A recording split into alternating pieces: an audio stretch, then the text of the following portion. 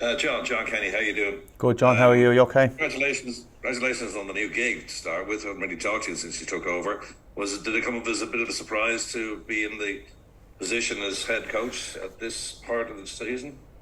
Yeah, obviously when Tim left, I obviously got the chance to step in, and things went well, and got the opportunity to take over. So it's something I've never kind of shied away from. It's something I've always kind of wanted to do. So yeah, very pleased to be in charge and be here, and obviously looking after a very talented bunch of players. Yeah, you stepped up quite quickly, haven't you? It was all a bit of a whirlwind. How have you coped with that? No, it's something as I said, it's something I've kind of been preparing for since I've finished playing. You go into coaching, you have kind of targets and ambitions of where you want to go and what you want to do. So I've obviously done the legwork and in that sense, I've took the Hearts under 20s, first team coach of Hearts, interim manager of Hearts. Went out to Finland to just test myself and challenge myself as well, and then obviously in here. So it's something I've been doing for a fairly long time now. So I think it's come up to 8 years, which is a long time. I've played for over 18 and coaching for nearly half of that time now. So it doesn't be long about going around, So so yeah, it's something that I've as I said, I've never really shied away from the fact that I would like to be a head coach and give it a bash and see how I go. And it's just about really getting your message across to the players and trying to get them to execute what you're trying to do.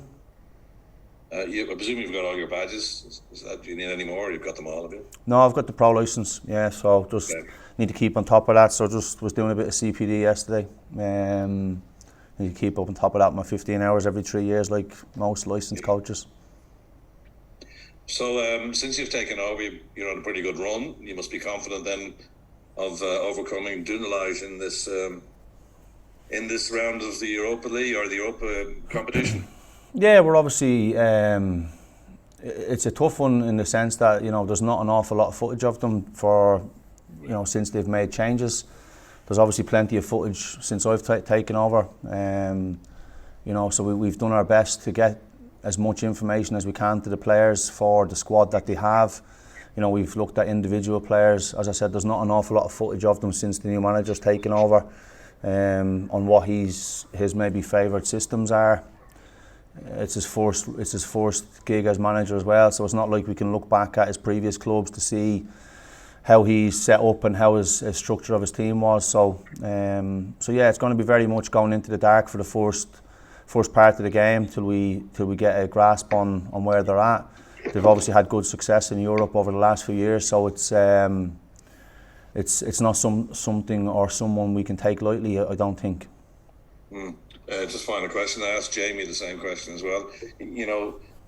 Up and down the year, you play 4 games against your rivals in the Premier Division, so you get to know each other quite well, and sometimes you might cancel each other out. Mm-hmm. This is a different thing. It's step into the unknown as well. But I suppose from supporters, fans, and players' point of view, it's an exciting times, isn't it, to be playing in Europe? 100%. Yeah, it's the pinnacle of your season. You go and you work hard all season to try and qualify for Europe the following season. We spoke about it last year. Obviously with the change of staff, it was the previous kind of staff and the previous players that had kind of earned the right to be in Europe. So we spoke about earning the right to get there again, and thankfully Derry winning the cup gave us that opportunity to get there. So we've done enough to get the opportunity to go. So for the players that were here last year that didn't probably take part in the year before, they've earned the right to be here this year, and it's important that we try and have a little run and go as far as we possibly can, and give the fans a couple of away days if possible to go and enjoy, and then obviously focus on the other stuff when we go back to it, and make sure that come this time next year you're in the belt again. Best of luck tomorrow, John. Thank you, John. Thank you. Thanks, John. Kieran Burke, please. Hi, John. Kieran Burke from Between the Stripes.net. Hope you're well. Good, thank you, Kieran. Look, it's been a fantastic start to your reign at Richmond Park. You've picked up a great points tally since you've gone in there as as boss, and now you're looking into a European match that I think a lot of people hope is a very winnable one, albeit still a very difficult tie. But you must be riding on the crest of a wave a little bit at the moment. No, we're obviously in a good spot. As I said previously, the players are executing what we're trying to do. They're buying into what you do. Results obviously breed confidence, so the players are confident. So it's you're just taking each game as it comes, and we've obviously had a couple of little hiccups, that a couple of disappointing moments that we feel probably we should have more points on the board. But that's football. It's something you need to overcome, and you need to dust yourself down. But yeah, we're obviously in a good spot, and we're very much looking forward to the game. Yeah, I'd imagine the very few disappointing moments, as you said, that you've had, probably the game in Oriel where you were a man up and a goal up and let the 3 points get away from you, and then the late goal the other night as well. How important is game management going to be in these European ties? Yeah, they're massive. I think it's huge. I've played in these games as a player, so that was when the away goals was in, so it was a little bit different than it is now. But the game management side of it is massive. We touched on that, on our post-match analysis of the Cork game. The game management side of it, that it's seeing out the game.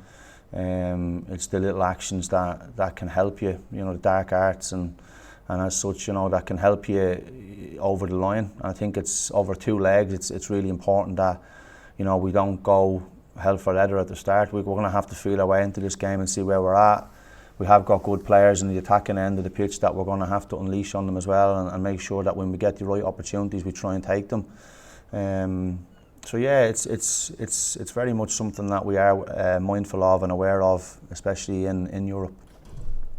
Just two more very quick ones from me. I think everyone would agree that you've obviously got the players in the final third to kind of suit a European style. Obviously, Chris Forrester's having an amazing season, and Jake Mulroney's been a great addition. But you are missing such a key player at the back in Joe Redmond. Not ideal, but do you feel you'll be able to overcome his absence and get through this tie? Yeah, well, I think the boys that have stepped in were learning throughout the season. The young players that have come in and filled the void that Joe's left. He's obviously a huge player for us. We can't shy away from that fact. He's probably arguably the best centre back in the league. So I think any club missing a Joe Redmond and not being available for selection would be weakened. So we're well aware of that. He's not a million miles away, so we're hopeful that if we can try and work our way and navigate our way through this one, he might be available for the next one. So.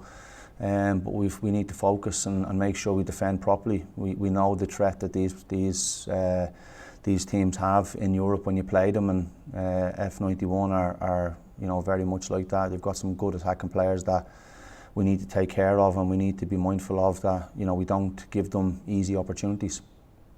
And final one from me. Once you get this European assignment out of the way, you've got a cup tie coming up against my team, Longford Town, and I did spot a couple of your coaching staff hiding up the back of the stand there at one of our recent games. So you've obviously been doing your homework. What type of test do you think Longford will provide St. Pat's?